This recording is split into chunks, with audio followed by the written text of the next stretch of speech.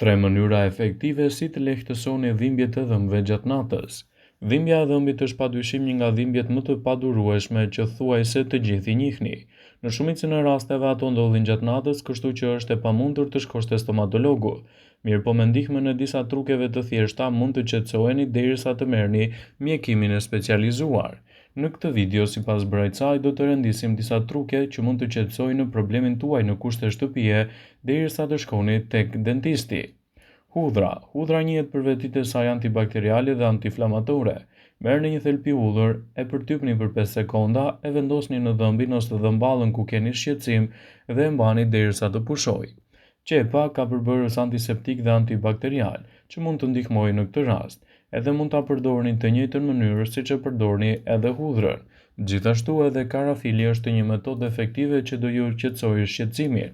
Mjafton ta vendosni në vendin ku keni dhimbje dhe për disa sekonda do ta qetësojë atë.